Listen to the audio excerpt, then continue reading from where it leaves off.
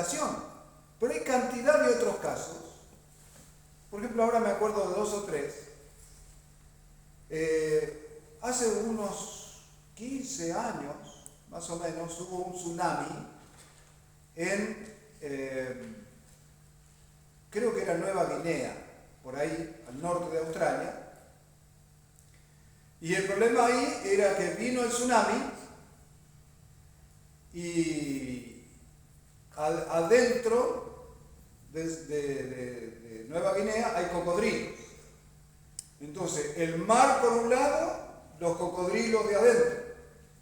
Y había un grupo de creyentes muy sencillos que continuamente eran perseguidos por las tribus que en esos lugares, bueno, invocan a demonios, un montón de cosas, y como una cuestión de supervivencia, eran muy sensibles a la voz del Espíritu Santo.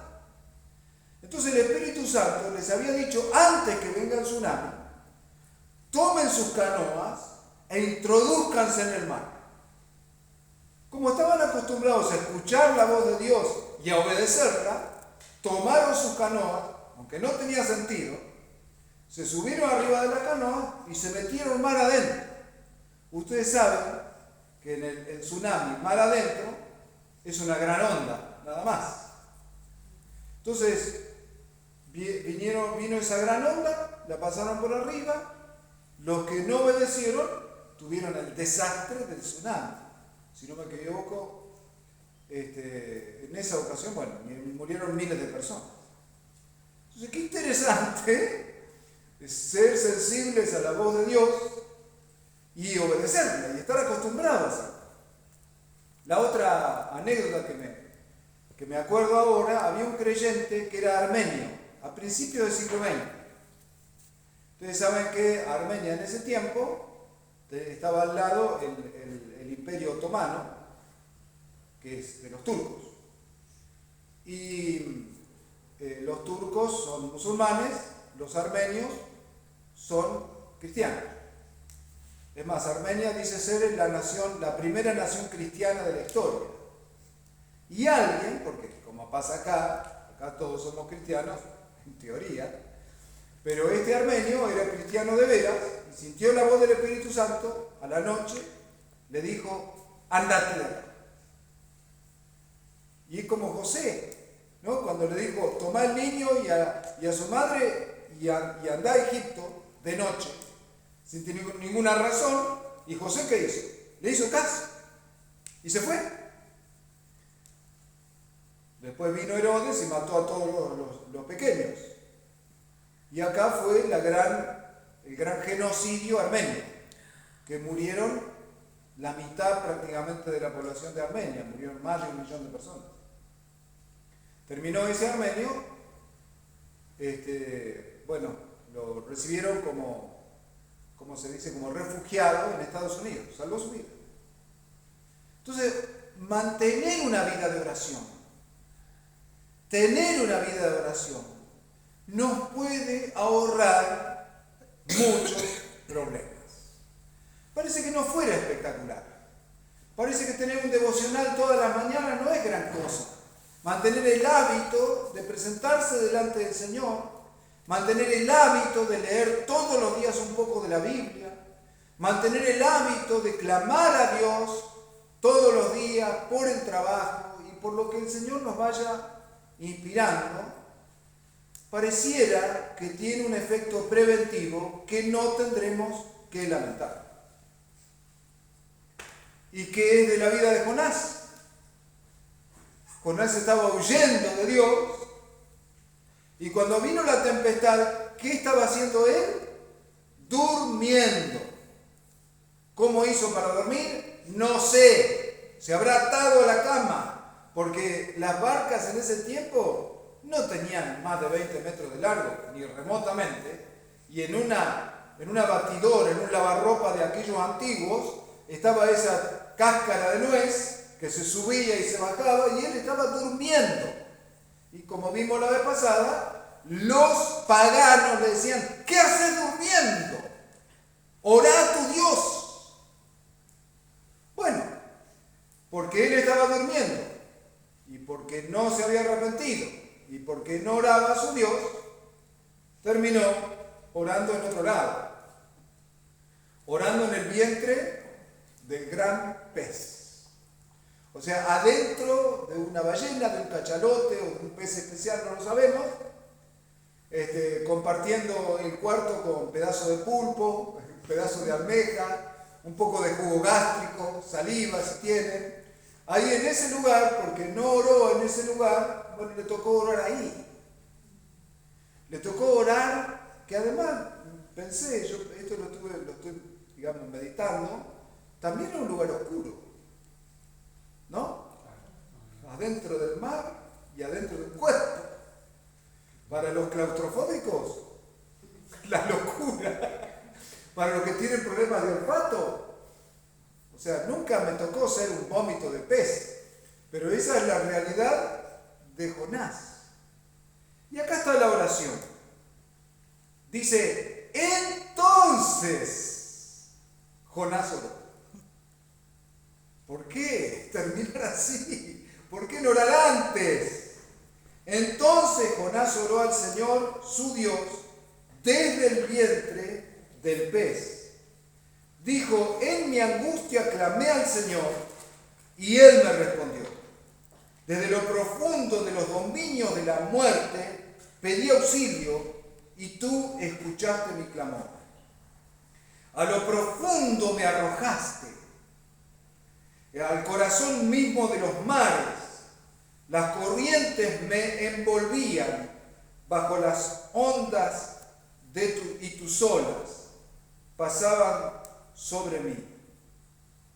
Y pensé, he sido expulsado de tu presencia, pero volveré a contemplar tu santo templo.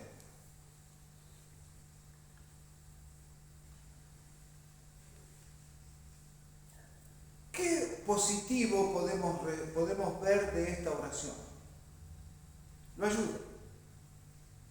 No hay un lugar tan difícil en el que no se pueda orar al Señor. Vamos a santificar nuestra imaginación. Vamos a suponer que injustamente, quiero pensar, lo llevan a ustedes a juicio. Y vamos a pensar que justamente les dan cadena perpetua y lo llevan a Sierra Chica y cierran después que pasó, la cárcel, un lugar donde hay de todo. Y usted está ahí, cadena perpetua. Tiene que estar encerrado y no tiene los mejores compañeros de cuarto, compañeras en algunos casos. Y el guardia le dice, acomodate, porque de acá no salís más. Muchos de nosotros, quizás, son presas de la desesperación, son presas de la desesperanza y hasta pueden llegar a enojarse con Dios por lo que pasó. Jonás estaba en peor situación. Por lo menos el preso está seco. Este estaba en el vientre del pez. Y desde allí se acordó de orar.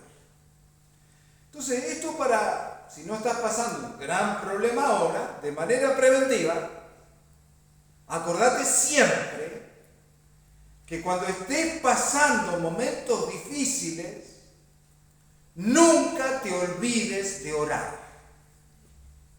Yo quisiera que todos tengamos lo que yo llamo instinto de oración.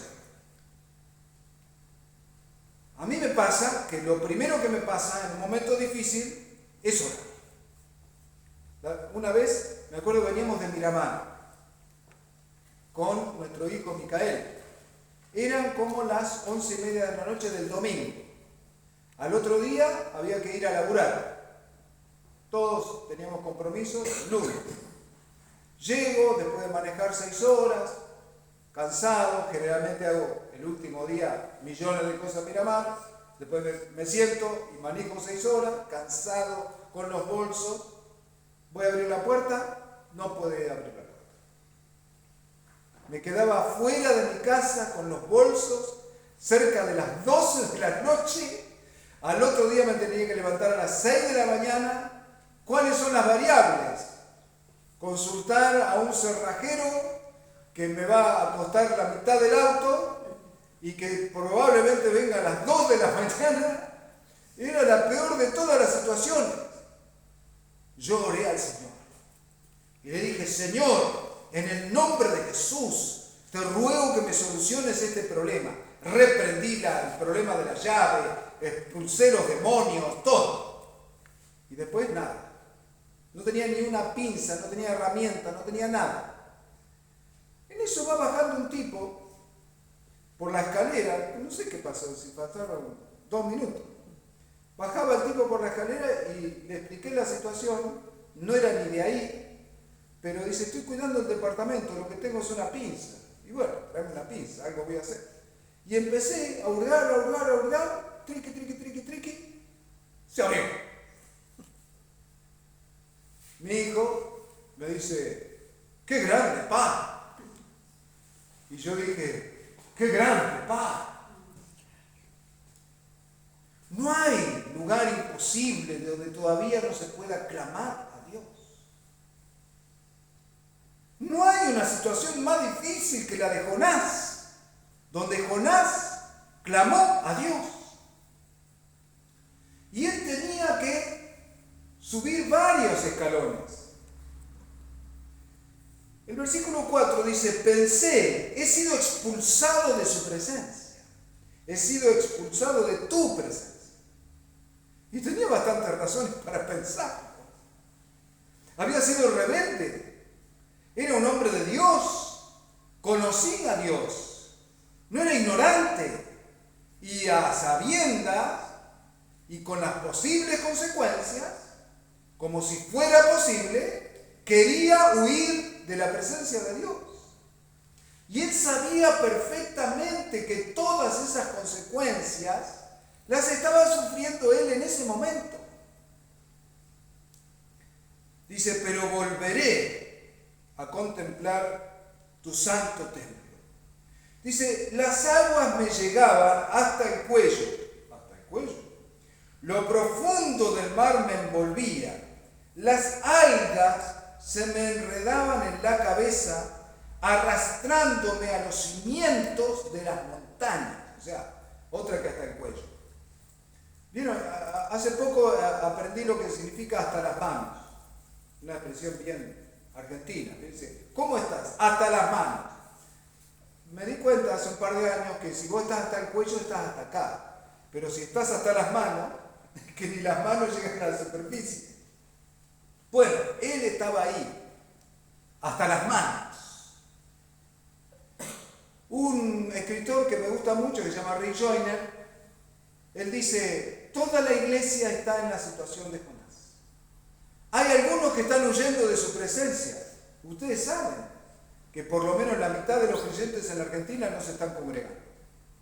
Otros que están sufriendo la tormenta a pesar de que están durmiendo.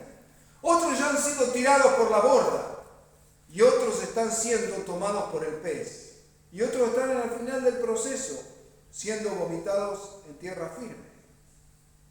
Pero él decía: en el proceso de que las algas envuelven tu cabeza, puede muy bien significar que cuando uno se aleja de Dios, es vulnerable a muchas ansiedades, a muchos temores, a muchas amarguras y como consecuencia también muchos problemas emocionales y mentales. ¿Vieron ahí en Deuteronomio cuando dice: si no obedecen mis mandamientos, hay un montón de consecuencias? Una de ellas dice: huirán al sonido de hojas. ¿No es una forma bastante gráfica de explicar el ataque de pánico? O sea, huye el impío sin que nadie lo persiga, dicen Proverbios. O sea, ¿huye de qué? Si nadie lo persigue.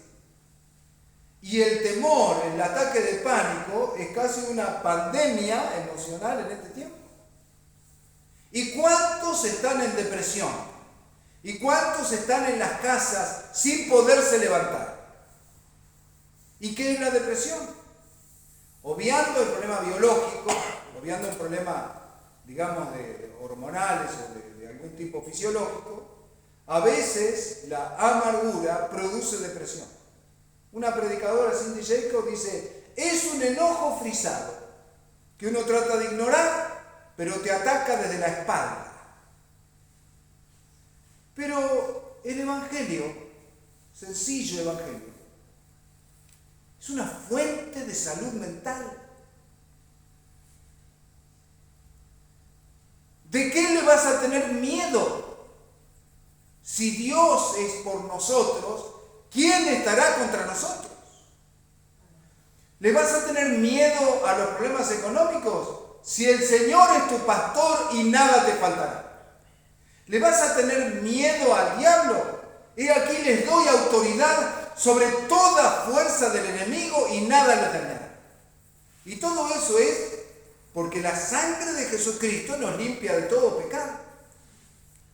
Pero tengo miedo de mí mismo, porque me conozco y no sé cómo voy a reaccionar. La Biblia dice que por gracia el Señor te da un nuevo corazón. Y ese corazón injertado, te arranca en el corazón de piedra y pone en el corazón de carne, será un corazón capaz de cumplir mis mandamientos. Y el Espíritu Santo vive en nosotros. Y por gracia va a transformar nuestro carácter al carácter de Jesucristo. ¿No es envidiable, si vale la palabra, el control de sí mismo que tenía Jesucristo en el momento de juicio, que era una farsa? Y alguien le pegó, porque en teoría le había contestado mal al sacerdote, un alcahuete que estaba ahí le pegó en la cara. O sea, dice que la noche anterior estaba en agonía.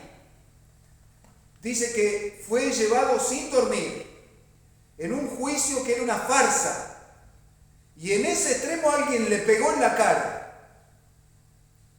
Y Jesús le dijo, si he respondido mal, dime en qué respondí mal. Y si respondí bien, ¿por qué me pegas? ¿Qué? En una situación tan límite, él tenía absoluto control de sí mismo. Los exégetas, los apologetas, dicen, por ejemplo, que en esa situación Jesús demostró su absoluta salud mental. Porque él dijo ser Dios. Él se dejó adorar. Y muchos lo pueden tener como un loco que no era Dios y se dejó adorar.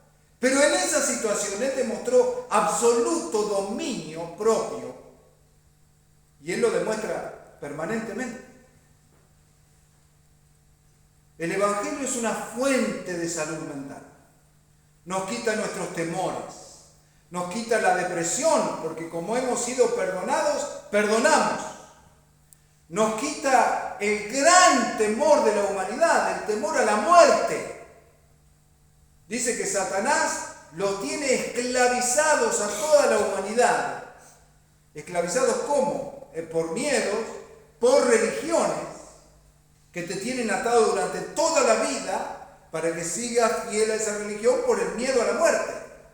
Pero Jesucristo nos liberó de toda condenación. Justificados pues por la fe, tenemos paz para con Dios por medio de nuestro Señor Jesucristo, en quien nos gloriamos en la esperanza de la gloria de Dios. O sea, ¿tenés alguna duda que después de la muerte vas a ir al cielo? Entonces dudás del perfecto sacrificio de Jesucristo. Y si no dudás de que el perfecto sacrificio de Jesucristo es perfecto, entonces la sangre de Jesucristo te limpia de todo pecado. Y para todavía decirlo más fuerte, dice, nada los arrebatará de mi mano. Y todavía, si se puede decir más fuerte, dice, ninguna condenación hay para los que están en Cristo Jesús. Somos libres de la esclavitud de la religión. Somos libres del temor a la muerte. Somos libres de lo que a todo el mundo lo atemoriza. Hay gente que a medida que se va haciendo grande y ve cada vez más cerca la muerte, empiezan a deprimirse. Ya no puede gustar, ya no puede caminar, ya todo le pierde el sentido. Sin embargo, el Evangelio te da otra lectura de esa etapa de la vida. ¿Esa lectura cuál es? Que mientras el hombre exterior se va desgastando, el interior se renueva de día en día. Tenemos una esperanza que va más allá de la muerte. Tenemos una patria celestial, tenemos una casa que el Señor nos está preparando y seremos jóvenes para siempre. Amén. ¿Alguien lo cree? Amén. Entonces, el Evangelio es una fuente de riqueza que nos ayuda. Es una fuente de esperanza. Alguien le dijo una vez a una persona que era cristiana, un hombre de la calle. El hombre de la calle le dijo, ustedes deberían predicar esperanza, que es lo que más necesitamos, y no pelearse entre ustedes. Un buen consejo, ¿no? No nos peleemos entre nosotros, no critiquemos a otros cristianos, no critiquemos otros ministerios. Deje que el diablo pague su propia publicidad y llenémonos de una esperanza victoriosa y eterna. La esperanza por sí misma va a limpiar nuestra vida. Porque dice, el que tiene esta esperanza se purifica a sí mismo.